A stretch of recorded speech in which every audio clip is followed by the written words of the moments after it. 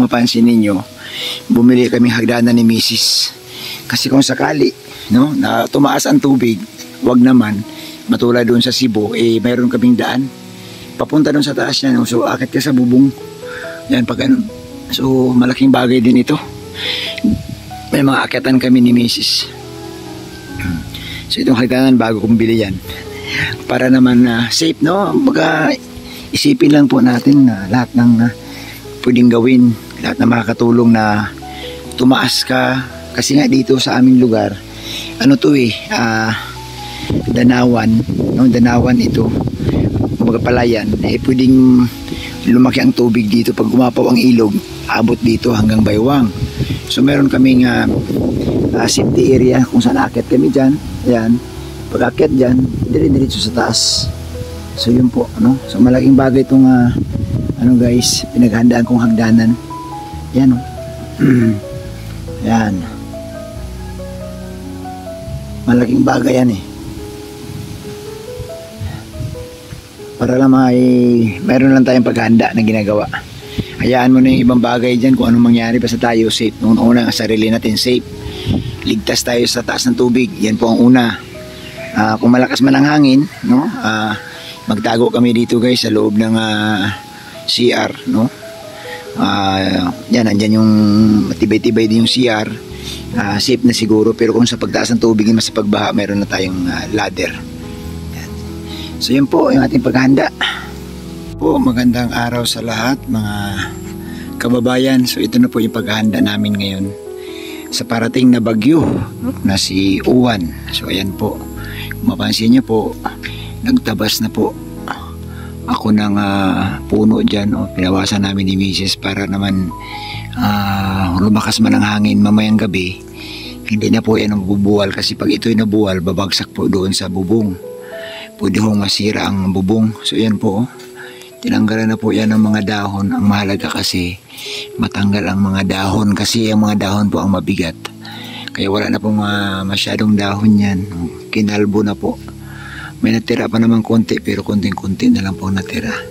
So yan po ang ating paghahanda sa aming lugar. Yan po mga kababayan. So sana po, no, yung iba pa rin maganda din po yung ibang kababayan natin. So kung mapansin nyo po talaga, grabe ang paghahanda ngayon sa lugar ng Camarines Norte, kasi dito po tatama ang bagyo. So yan po guys, yung mga nyug.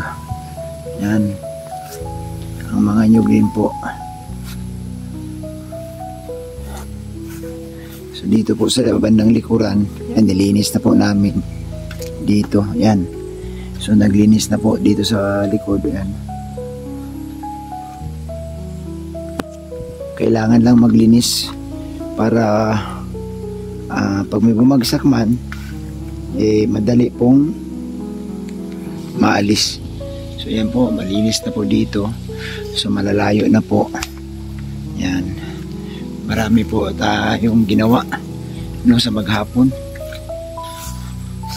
Ayan, kalbong-kalbo na po ang mga puno. Hindi lang po kami guys, sa iba din po, ang dami din pong gumagawa ng pagbabawas ng mga puno. Yan po, pinutulan din po natin yung puno ng buli. Tawag yung buli kasi kanina po daming sanga, kaya pinatulan na rin po yan. Sa ngayon po guys, nag-uumpisa na pong bubuhos ang malakas na hangin dito sa lugar namin. Sumasayaw na po ang mga nyug. Ramdam na po talaga dito sa Cam Norte, at madilim na po. Madilim na po ang paligid. Yan, makita nyo po yan. Yan, makita nyo po yung sa kalangitan. So itong papaya na ito guys, baka madisgrasya ito kasi sa lakas ng hangin. At yak mabubuwal ito or matutumba. So, pero hayaan mo lang muna, kung matumba siya, di bukas natin pupulutin ang mga dahon. Sa ngayon po, malakas na po ang hangin. Ayan, oh. Yan, pansin nyo po, no? Nasa mga dahon ng nyug, sumasayaw na po sila guys. Yan, oh, tuloy-tuloy ang pagsayaw. Mula pa yung kanina, tapos umuulan na rin dito sa lugar namin. Ayan, oh. Yun. Kaya sana po, no, sa ibang lugar din, mag-iingat din po. Ayan, mag-iingat din po. Kasi guys, grabe, no? madilim na po ang kalangitan, no? Sa area po ng Camarines Norte. Yan, mas lalo guys doon sa area nila Carla, no? Madilim na rin po, no? Sa area nila Carla. Yan po, doon po yun, oh. Yan, oh. Yung lugar nila Carla, sobrang dilim na ng kalangitan, no? Sobrang dilim na. Pero yung lugar naman nila Carla guys, sa ngayon safe naman yung bahay nila kasi nasa mataas na yun na lugar eh. Ang delikado lang guys at pinapalikas po talaga yung nasa tabing dagat.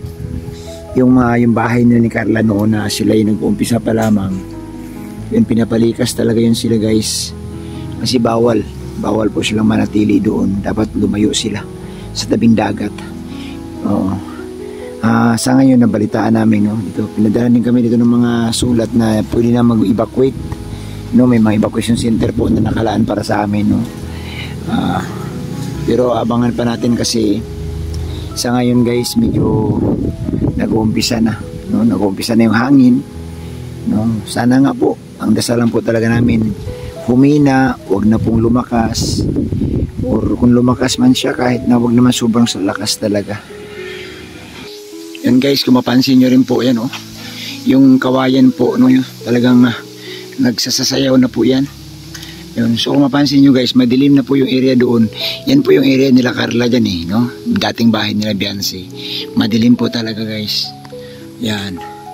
So kanina din po, no, nagbawas na po dito na kanina ang barangay, nagputol na rin, no, ng mga kawayan. Kasi ayan nga po. Oh. So may kawayan na po nandyan. Ayan. Para po yan iwas, no, iwas bagsak na rin. Yan, kung mapansin niyo po, ayan, oh, nasayaw talaga. Yan, so naglinis na po dito kanina kasi ito guys, delikado din ito. Pag ito bumagsak, no, papunta dito sa bubong, yan, nabawas na rin po dyan kanina at nag-ikot na rin po ang mga barangay dito sa aming lugar, no. So yan po, pansin niyo po yan. Yan, oh, malinis na po dito, kumbaga tinitingnan din po ang kagarapan. Pero ang grabe lang ang pagdilim guys ng langit, oh, nakakatakot ang langit. Yan, yung lugar na yan dyan po ang bundok na yun, bundok ng kila Carla, oh. Yun ang delikado kasi sobrang dilim. Nagulat nga ako, biglang dumilim guys. Yan, siguro nga dala na ito ng bagyo. Yan, yan po, oh. So kung mapansin nyo rin guys, ipakita ko sa mga kapitbahay namin dito, yan yung mga bubong nila doon, naglalagay sila ng mga yung takip, yung iniipitan nila ng mga kawayan, yung mga bubong, yung bubong doon sa aming kapitbahay. So nakakatakot po talaga. So ako naman, no, aming iningatan dito, wag mamagsakan yung bahay ng mga puno kasi kung malakas talaga ang puno, mabubuwal ang puno, sigurado guys, bagsak sa bubong, sira ang bahay. So marami na po dito naggawa ng preemptive or pag-iingat sa kanilang mga bubong, no? Naglalagay silang kawayan, tinatalian ng kawayan, no? Kagaya no, no? Yan, yan. Yan ang lakas ng hangin, no? So yan, no? Grabe ang hangin guys, malakas na. Parang maramdaman mo na talaga, napapasigsag ka eh. O, pag bumuhos ang hangin, pero hindi pa man tuloy-tuloy, pero ramdam na talaga. Yan. O, malakas. So yan po ang kaganapan dito sa aming lugar, no? Update tayo sa aming lugar. Yan, no? So ang inaalala ko guys, pag lumaki ang tubig, kasi ito sapa ito, yung sapa ito, yung mga alaga ko. Pag lumaki ang tubig guys, no? Sabi ko nga, aakit kami sa bubong. No, aakit kami sa bubong ng Lingap Center kung tumaas ang tubig hanggang baywang o hanggang liig. Maakit kami sa puno. Yung puno ng pili doon, aakitin namin yun. Kaya naghanda akong hagdanan, no? Naghanda akong hagdanan guys. Nagpapakita ko rin sa inyo mamaya yung hagdanan na binili ko. Para sakali na kung tumaas man ang tubig, kasi nga sabi nila malakas ang ulan. Kasi ito, creek ito, oh. Mayroon akong panlaban, no? Panlaban sa baha. Oh, yan, malakas po ang hangin, yan, oh. Yan na. Talagang sumasayaw na yung mga dahon, oh. Oh. Yan. Mm. Yan po, malakas na din po. Yun, abang kayo guys sa mga update kong mga vlog.